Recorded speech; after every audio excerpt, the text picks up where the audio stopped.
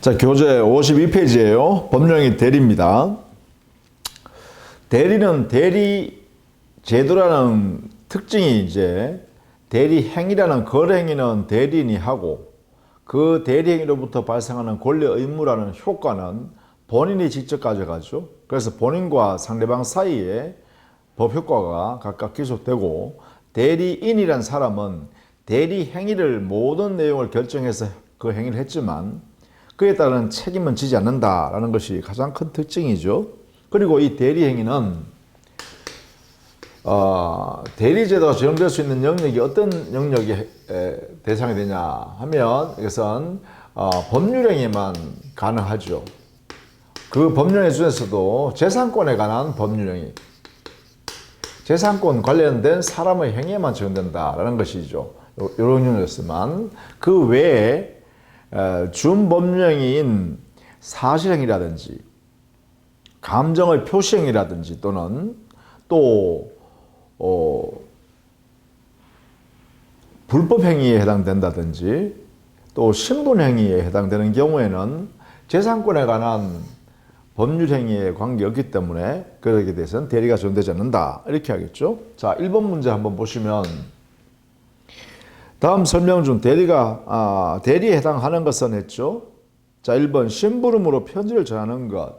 1번은 사실행위라고 그래요. 사실행위. 단순히 일정한 행위만 하는 것. 정해져 있는 내용을 그대로 행위만 하는 것을 우리는 사실행위라고 그래요. 사실행위는 대리를 할 수가 없죠. 이때 하는 사람은 사자라고 할 뿐입니다. 자, 2번 어물 소매상이 고등어를 위탁 판매하는 경우. 위탁 판매, 이걸 우리는 위탁 매매라고 그러는데 이 위탁 매매는 간접 대리입니다. 간접 대리는 민법상으로 대리 제도가 아니다. 이렇게 정리해놔야 돼요. 즉 매매에 따르는 당사자는 수탁자와 상대방이 매매 계약의 당사자예요. 그래서 대리 행위를 매도인은 수탁자가 되고 매수인은 그 거래 상대방이 되겠죠. 이렇게 거래하는 거예요. 그러면 대금은 이 수탁자가 대금을 받겠죠. 매도인이니까 그 대금을 위탁자하고 정산하는 거죠. 이렇게 함으로써 간접적으로 그 효과가 맡긴 사람한테 기소되거든요. 이것은 법적으로는 대리제도가 아니다. 3번 임차인이 임대인으로부터 빌린 물건을 점유하는 것. 점유 사실, 사실행위죠. 따라서 대리할 수가 없습니다. 4번 대표이사가 회사의 사무용품을 구입하는 것. 이것은 대표행위라고 그러죠. 대표행위. 대리행위가 아니죠. 대리제도가 적용되지 않고 이건 대표라는 제도가 적용됩니다. 대표라는 것은 그 회사의 대표자는 회사의 일부라고 해석해요. 대표자 행위가 곧 회사의 행위가 되기 때문에 별개로 분리되지 않는다는 것이죠. 한 개의 몸이다 이렇게 보는 거예요. 5번에 처가 남편의 명의의 주택을 임대하는 것. 이걸 우리는 일상 가사에 대해서는 우리 민법상은 서로 대리권이 있다 라고 해서 부부 사이에는 일상 가사에 대해서 대리인 자격을 갖게 됩니다. 그럼 여기는 뭐예요? 대리제도가 적용되는 것을 말하죠. 그리고 임대라는 행위는 법률행위죠. 임대행위는 재산권에 관한 의사표시가 들어있는 법률행위다. 그래서 이거는 재산권에 관한 법률행위이므로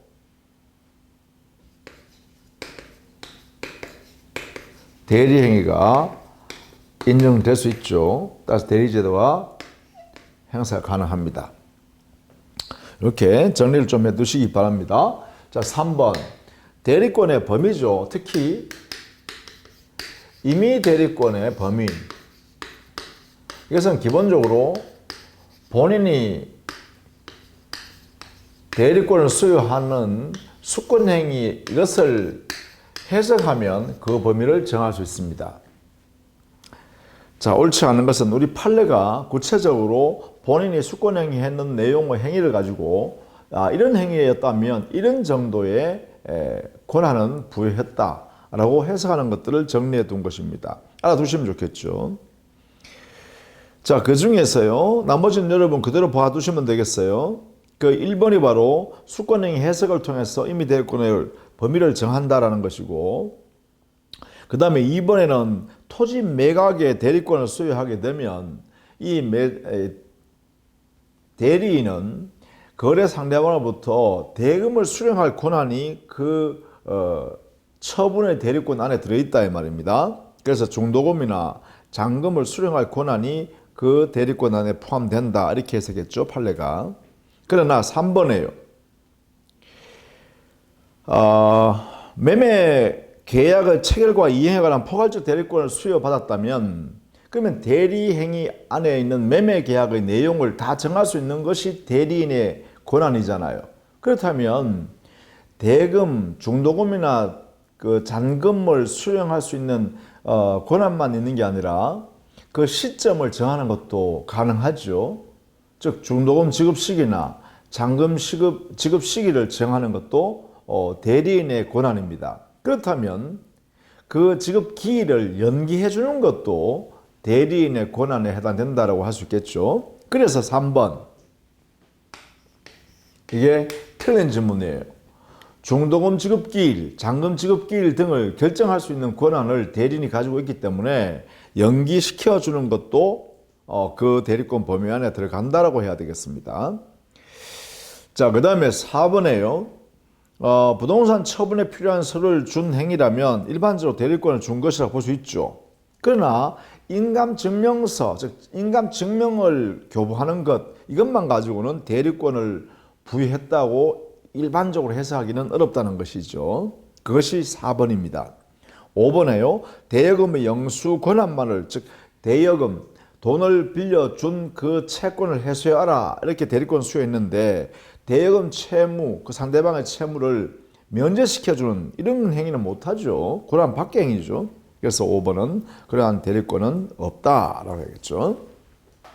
자, 요 임의 대리권의 범위 결정하는 방법 이해해 두셔야 되고, 기타 매매계약의 체결의 대리권을 수여한 그 수권행위 안에는 해제권을 마음대로 대리인이 행사할 수 없고요, 취소권도 마음대로 행사할 수가 없습니다.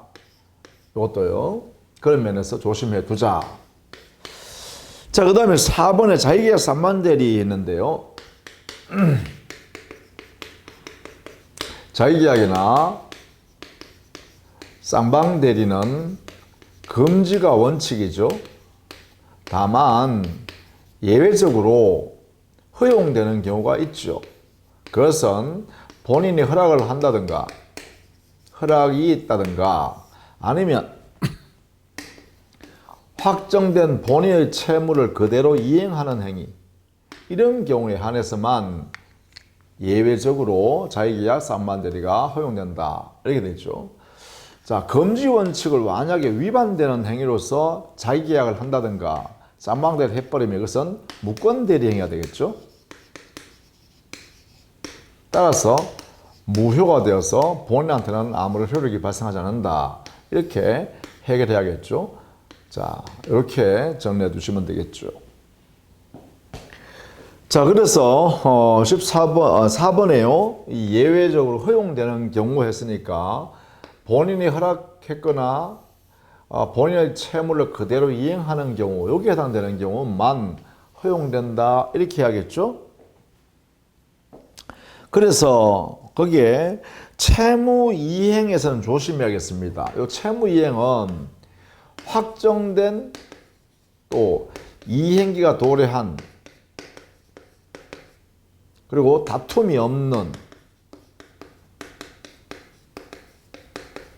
이런 상태의 본인의 채무를 그대로 이행하는 경우에만 자기계약을 한다든가 쌍방대리 할 수 있다 이렇게 돼 있죠. 자, 이런 내용이요. 채무 이행에서는 이렇게 제한적으로 해석한다라는 것입니다. 따라서 기억, 대물 변제 할 수가 없죠.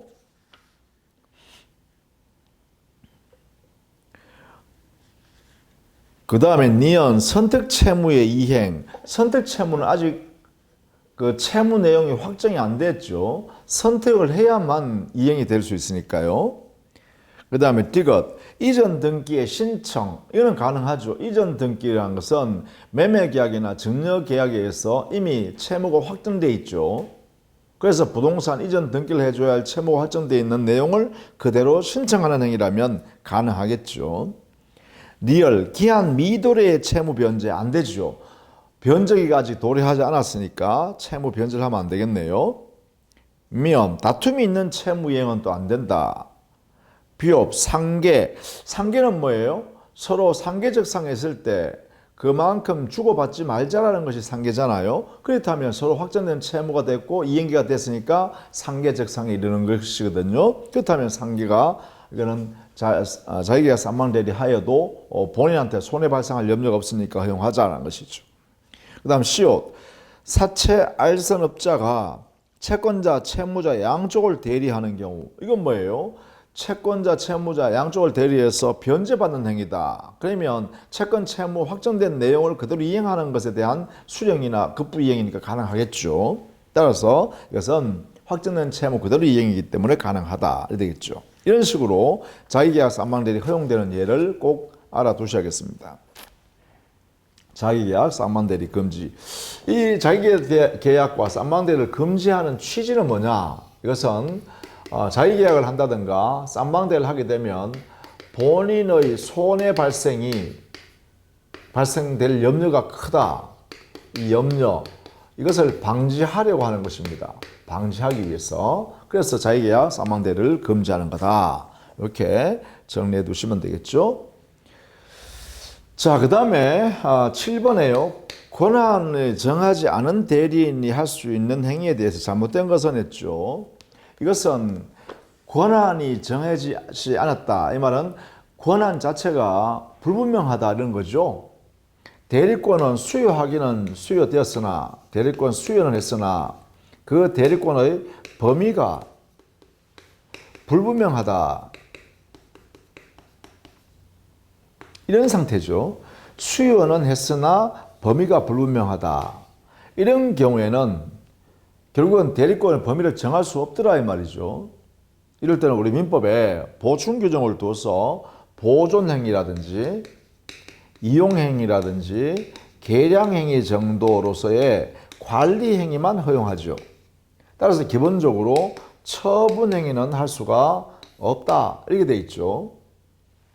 그래서 보통 이렇게 보존, 이용, 계량 행위 전체를 우리는 관리 행위다 이렇게 얘기합니다. 그러면 대리권의 범위가 불분명한 대리인이 할 수 있는 것은 관리 행위는 할 수 있으나 처분 행위는 할 수 없다 이렇게 하면 되겠죠. 자, 이때 관리 행위를 우리 민법에는 구체적으로 그 내용을 정했는데 보존 행위 자체는 아무런 제한을 하지 않고 무제한으로 할 수 있습니다. 무제한 허용. 그러나 이용 계량 행위는 성질이 변하지 않는 범위 내에서만 행사하도록 하고 있습니다. 당의 물건이나 권리가 성질 변하는 그러한 이용 계량 행위는 허용되지 않는다라는 것이죠. 따라서 성질이 변하지 않는 범위 내에서 이용 계량 행위를 할 수 있다. 이 내용을 해석할 수 있어야겠습니다. 그래서 잘못된 것은 1번이죠. 보존, 이용, 계량 행위는 물건이나 권리의 성질이 변하지 않는 범위 내에서만 가능하다. 이 말은 여기는 맞는 말이에요. 이용, 계량 행위는 성질이 변하지 않는 범위 안에서만 허용된다. 그러나 여기 보존 행위는 그 제한이 없잖아요. 무제한으로 허용되잖아요. 그래서 이 부분을 잘 보셔야 된다. 조심했어야겠죠. 따라서 7번에는 1번이 잘못되었다. 이렇게 해석하겠죠. 자, 대리권의 범위에 관한 내용입니다.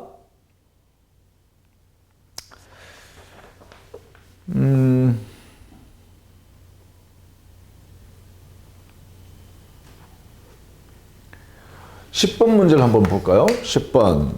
갑은 자신의 X 토지를 매도하기 위하여 을에게 대리권을 수여하였다. 다음 설명 중 틀린 것은 있어요. 갑은 본인이고요. 대리권 수여를 을한테 했죠. 따라서 임의 대리가 되겠죠. 임의 대리인 이렇게 되어 있습니다. X 토지에 관한 처분의 대리권을 줬다 그러죠. X 토지의 처분에 관한 대리권을 수여했다. 틀린 것은 했어요. 1번 을이 한정 후견 개시 심판을 받은 경우 대리권을 소멸한다 했는데 대리권 소멸 사유 1번 본인이 사망하거나 대리인이 사망하거나 대리인이 성년 후견 개시 심판을 되거나 대리인이 파산 선고 받았을 때 되죠. 따라서 1번은 틀렸네요. 여기에 적용되지 않는다 그죠. 법정 대리권이든 임의 대리권이든 모두 여기에 본인이 사망한다든가 그 다음에 대리인이 사망, 성년 후견 개시 심판, 파산 선고 이거는 대리인에 관한 사유죠. 여기에 성년 후견 개시 심판이지 한정 후견 개시 심판에 의해서는 대리권을 소멸하지 않죠. 자, 2번. 을이 갑의 허락이 있으면 갑을 대리하여 자신이 X 토지를 매수하는 계약을 체결할 수 있다. 자, 이것은 대리인이 본인의 허락을 받은 거죠. 이렇게. 본인 허락하에서는 자기 계약, 쌍방 대리가 허용되죠. 자, 다음 3번. 갑은 특별한 사정이 없는 한 언제든지 을에 대한 수권행위를 철회할 수 있다. 자, 본인의 수권행위 철회, 이것은 임의 대리권 소멸 사유죠. 임의 대리권의 소멸 사유에 해당되는 것이 본인의 수권행위 철회가 있습니다. 대리권을 수여했던 행위를 철회해버리는 것이죠. 자, 이때 본인이 하는 자기 혼자 행위이기 때문에 그렇죠. 철회를 임의적으로 할 수 있는 것이죠. 그렇다. 4번. 갑의 수권행위는 불요식 행위로서 묵시적인 방법에 의해서도 가능하다. 그렇죠. 수권행위에는 방식을 요하지 않습니다. 무제한으로 할 수 있죠. 방식에는 제한이 없다. 그렇죠? 그래서 불요식이죠, 이게.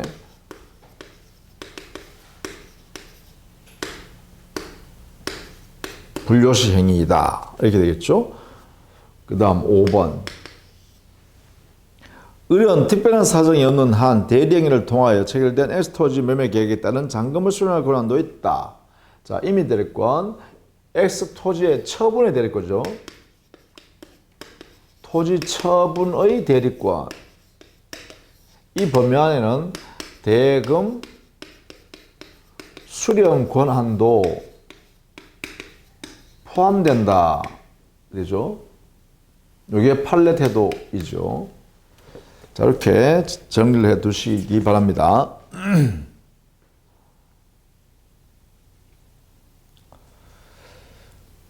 자, 그 다음에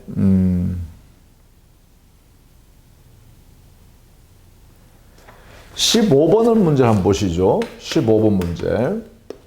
대리에 관한 설명으로 잘못된 것이라고 볼 수 없는 것은, 그러면 결국은 대리에 관한 설명으로 제대로 설명한 것은 옳은 것 찾아야 되죠. 옳은 것은 이런 뜻입니다. 자, 우리는 문제를 아마 시험을 보실 때 이렇게 하시는 게 좋을 것 같아요. 만약에 그 문제 자체가 옳은 것은 찾으면 아예 옆에다가 15번 앞에 동그라미 찾는 것 이렇게 해놓으세요. 이렇게 해놓고 1번, 2번, 3번, 4번, 5번을 읽어가면서 동그라미를 찾는 거예요. 만약에 옳지 않은 것은 또는 틀린 것은 이렇게 돼 있으면 만약 15번이에요. 그러면 X표 딱 해놓고 이 문제에서는 X 되는 것을 정답이다. 이래 놓고 지문을 이렇게 읽어 나가는 거예요. 이렇게. 그래서 X 되는 걸 찾는 거죠. 만약에 4번이 X네, 그러면 4번 이렇게 찍고요. 그렇게 하셔야 문제 잘 풀어놓고 잘못 찍어서 손해보는 일이 없다. 말이죠. 자, 15번은 옳은 것을 찾습니다. 본인을 위한 것임을 표시하지 않은 의사표시. 자, 본인의 의사표시를, 본인을 위한 것을 표시하였다. 이건 뭐예요? 현명하지 않은 것이죠. 현명하지 않았을 때는 어떻게 하죠, 이게? 원칙. 이건 알아두셔야 됩니다. 대리인, 자기를 위한 것으로 본다. 간주죠. 그래서 여기는 대리인은 착오에 의한 취소를 주장할 수 없죠. 이 자체를 주장할 수 없다. 이렇게 해야 되죠. 이게 원칙입니다. 다만 예외적으로 대리행위를 인정한 경우가 있죠. 예외적으로 현명하지 않았음에도 불구하고 대리행위로 인정하는 경우가 있습니다. 어떤 경우냐, 대리행위 당시에 상대방이 대리인 자격으로 자기와 거래한다는 사실을 알았거나 알 수 있었다는 사정이 있으면, 이런 사정이 있으면 그때는 대리행위로 인정해서 그때는 본인과 상대방 사이에 법효과가 이렇게 발생한다. 이렇게 되겠죠. 이때는 상대방이 대리인한테 책임을 묻지 못한다는 뜻을 가지고 있습니다. 자, 이게 1번이죠. 자, 1번에 그래서 틀렸네요. 왜 틀렸냐 하면 1번은 추정한다 했기 때문에 틀렸어요. 이게 보다시피 대리인 자기를 위한 것으로 본다. 간주하는 규정이에요. 간주하기 때문에 착오에 의한 취소란 이런 주장을 못하도록 한다. 이렇게 했습니다. 자, 그 다음 2번. 본인을 위한다는 것은 본인의 이익을 위하여가 아니죠. 본인 위함을 표시할 때 이 본인 위한다는 것은 뭐냐면 대리행위로부터 발생하는 효과를 직접 본인에게 귀속시키기 위함, 이것을 말하죠. 효과를 본인에게 직접 귀속해 하기 위해서다. 이것을 의미합니다. 그래서 조심해서 익혀야 한다. 자, 그 다음 따라서 틀린 질문이다. 3번. 대리인 마치 본인 자신인 것처럼 본인 이름을 표시한 경우, 이걸 우리는 보통 일반적으로 이렇게 표현하는 것을 서명 대리라고 하죠. 대리인이 마치 본인인 양 본인의 이름을 쓰고 본인의 도장을 찍고 이렇게 대리 행위를 할 때 이렇게 했다. 이걸 서명 대리라 하고, 이 서명 대리가 되면 우리 판례는요, 대리 행위로 인정할 수 있다. 본인을 위함을 나타냈다고 보는 것이죠. 인정한다. 따라서 3번도 볼 수 없다 했으니까 틀렸죠. 4번. 대리행위에서 의사표시의 불일치 여부는 본인을 표준으로 결정하는 것이 아니라 대리행위의 하자에 관한 문제인데요. 그렇죠? 대리행위 하자에 대해서는 원칙적으로 대리인을 표준으로 하죠. 따라서 대리인에게 하자가 있으면 그 대리행위는 하자가 있다. 이렇게 하는 것을 원칙으로 삼고, 예외적으로는 만약에 본인의 지시에 쫓아서 대리행위 했을 때,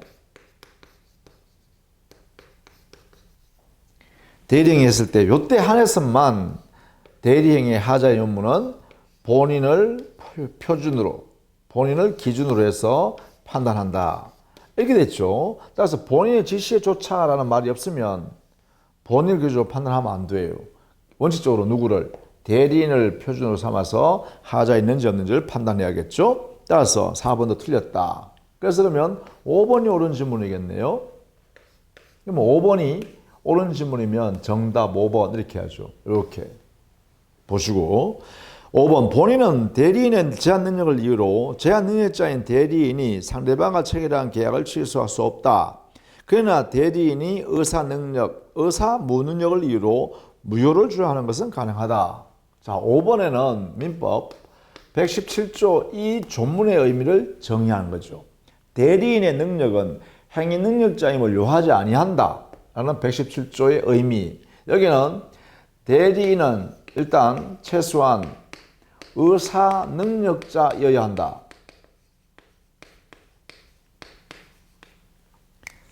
근데 만약에 대리인이 제한 능력자라 하더라도 제한 능력자에 대하여 대리권을 수여하여 대리인이 되었다라고 하면 이때 이 대리 행위는 취소하지 못한다는 것이죠.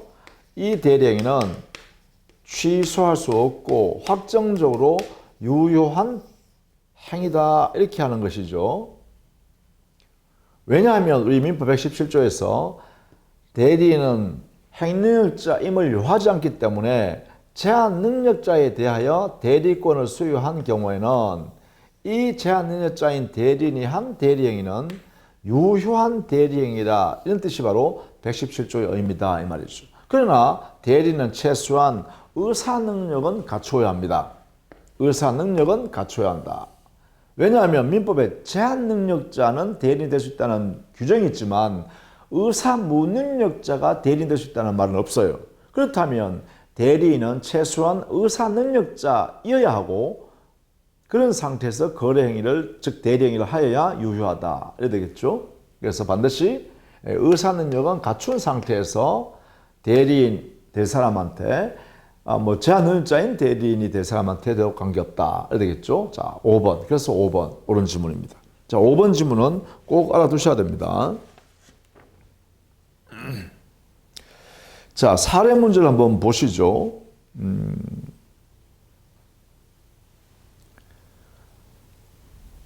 17번 문제를 하나 보시면 좋겠네요. 17번 문제가 그 중에 제일 종합적인 문제로 정리 잘 해놨네요. 보겠습니다.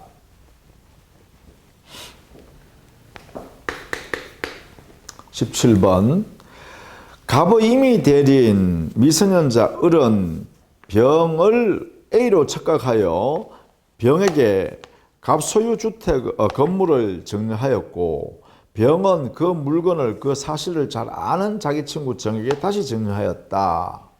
이러네요. 그러면 이거 그림을 이렇게 그리면 갑은 본인이 되는데 이 사람이 자기가 임의 대리인 을에게 대리권을 수여했어요. 그래서 이거는 임의 대리인이 되겠죠. 이렇게. 그런데 이 임의 대리인 될 때 이런 미성년자였죠. 미성년자인 을에게 대리권을 수여했다 이 말이죠. 자기 물건을 증여하라고. 자, 이때 병을 A로 착각했네요.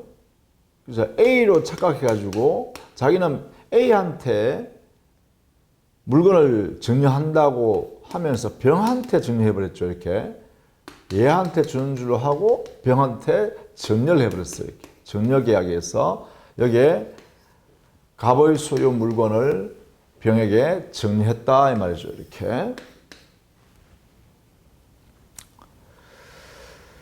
자, 병이 이제 증여받았잖아요. 병은 그 사실을 잘 알고 있는 정한테 알고 있다 했으니까 이런 사실을 다 알고 있다는 거예요. 이런 사실을 다 알고 있는 정에게 다시 증여했죠. 이렇게 증여 계약에 의하여 그 재산권을 넘겨줬다 말입니다.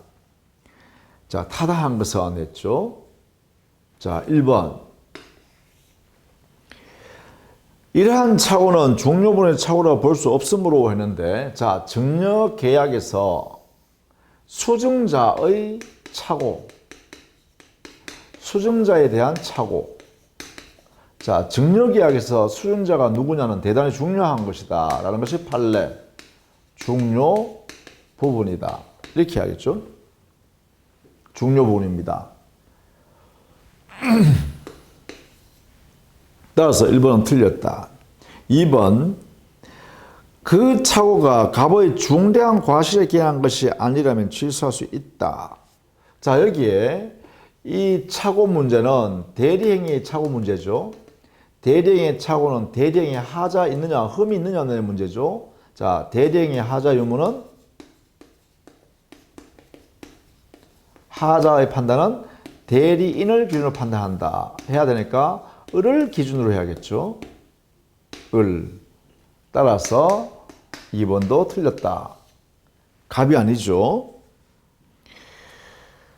3번 을은 미성년자이므로 갑 또는 을은 제한 능력을 이유로 그 증여를 취소할 수 있다. 이 증여가 바로 대리행위잖아요. 대리행위. 자, 미성년자인 제한 능력자에게 대리권을 수여한 경우 우리 민법 117조 대리인은 행위 능력자임을 요하지 아니한다. 1조 대리인이 대리권 수여받을 때 제한 능력자에게 대리권을 수여했다.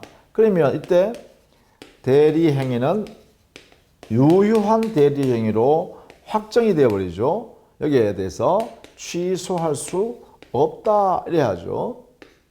자, 다음 4번. 그 착오가 을의 과실을 기행한 것이 아닌 경우에 하나여 갑은 을이 병에게 한 증여를 취소할 수 있다 했는데, 자, 이게 을의 과실에 기행한 것이 경우에 하나여 취소할 수 있다 했는데 중대한 과실이 없으면 되죠. 자, 을의 중과실이 없으면 이럴 때 우리 민법 109조에 의해서 적용을 해서 표의자는 취소할 수 있죠. 이때 표의자는 취소할 수 있다 이렇게 되는데, 이때 취소권을 갖는 사람은 취소 가능한데 취소권은 본인입니다. 갑이 취소하는 겁니다. 갑이. 왜냐하면 대리행위에서 발생하는 모든 권리는 본인이 가져가잖아요. 그죠? 따라서 취소할 거냐 말 거냐는 본인 갑이 정하는 것이죠. 따라서 4번도 틀렸네요. 자, 중대한 과실이 없기만 하면 취소할 수 있는 거예요. 따라서 경한 과실이 있어도 취소할 수 있죠. 경과실이 있어도 109조가 적용되어서 취소할 수 있습니다. 표의자가. 여기서는 본인입니다. 본인, 취소권자가. 왜냐? 대리행위에서 발생하는 모든 권리 관계는, 권리 의무라는 법률 효과는 본인에게 직접 기속되죠. 그러면 취소권이 발생했다면 권리는 바로 갑에게 기속됩니다. 자, 그러면 5번. 그 착오가 을의 중과실에 기인한 것이 아니라면, 즉 중과실이 없다면 갑은 그 정여를 취소하여 정에게 부당이득 반환을 청구할 수 있다. 자, 이때 만약에 을이 중과실이 없다. 그러면 어떻게 되냐면 중요 부분에 착오가 있고, 그렇죠? 그 다음에 중과실이 을한테 없다면, 그러면 109조의 적용을 통해서 갑이 취소하죠. 누구한테? 병한테 취소하면 되죠. 병한테 취소하고, 자, 이거는 착오에 의한 취소니까 이때 제3자 정은 선이면 대항할 수 없고 얘가 악이면 대항할 수 있다. 이되죠. 이렇게. 자, 그런데 여기에 정이라는 제3자가 악의의 제3자죠. 그렇다면 악의의 제3자라는 것은 저기에는 갑이 이렇게 취소하고 이 취소한 내용을 가지고 이렇게 주장하면 되겠죠. 이렇게 악의의 제3자에 대해서 착오에 의한 취소를 했다고 대항할 수가 있다. 그래서 정의 소유권을 부인하고 반하라. 이렇게 했죠. 반환 청구를 행사할 수 있다. 대항할 수 있다. 이 말은 이런 뜻을 갖고 있습니다. 따라서 5번이 옳은 질문이 된다. 따라서 17번 문제는 아주 좋은 문제라고 할 수 있겠죠. 두루두루 내용을 해석할 수 있는 것이다. 이렇게 볼 수 있습니다. 20번 복대리 하나만 보죠. 20번 복대리. 복대리는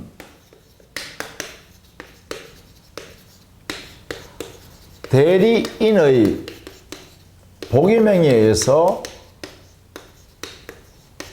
만들어지죠. 대리인이 복임행위 하게 되면 그때 복대리인이 만들어져요. 그럼 이 복대리인이라는 사람은 대리인의 선임행위로부터 만들어지면 복대리인은 본인의 대리인이 되어버리죠. 그리고 언제나 임의 대리인이죠.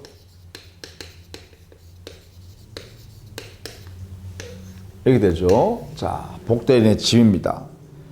틀린 것은 1번 본인의 대리인이다. 2번 임의 대리인이 본인의 선락을 얻어서 복대리인을 선임한 경우 본인에 대한 선임 감독상의 과실 책임을 져야 되죠. 2번 자, 임의 대리인이 복임권이 인정되는 경우는 언제냐 하면 첫 번째 본인의 승낙이 있거나 아니면 임의 대리인한테 부득이한 사유가 발생했을 때죠. 이런 경우에 복임권이 인정됩니다. 이럴 때는 복대리인을 선임함으로 인하여 본인한테 손을 끼쳤다고 하면 이 임의 대리인은 책임을 져야 되는데 그 책임은 선임을 제대로 못했다든가 감독을 제대로 못했다라고 할 때 그에 따른 부주에 대한 책임을 진다. 이게 책임의 범위죠. 이게 임의 대리인의 기본적인 복임권과 그에 따른 책임의 범위다. 이렇게 정리를 해 두셔야겠습니다. 따라서 2번은 틀렸죠. 자, 3번. 대리인이 복대리인을 선임한 후 사망한 경우, 자, 대리인이 복대리인을 선임한 후 사망했다. 그러면 대리인이 사망한 거죠. 대리인 사망이라는 것은 대리인 자신의 대리권이 소멸하게 되죠. 대리인 자신의 대리권을 소멸하면 복대리인의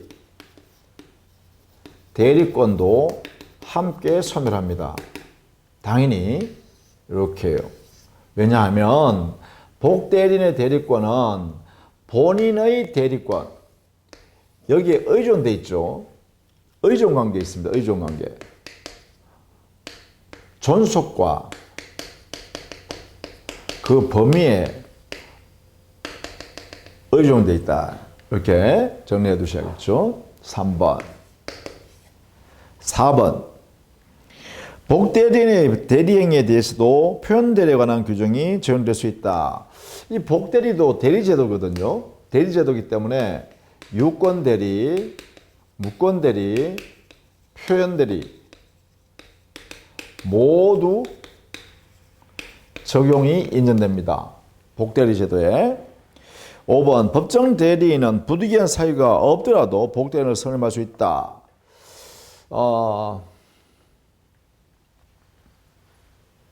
5번 법정 대리인의 경우는 복임권을 언제든지 행사할 수 있죠. 복임권이 무한대로 인정됩니다. 따라서 그 책임은 무과실 책임을 지는 것이 원칙입니다. 이렇게 법정 대리인의 책임은 무과실 책임입니다. 대신에 복임권은 언제든지 인정되고 그에 따른 책임이 권한이 무제한으로 주니까 책임도 무제한 책임으로서의 무과실 책임.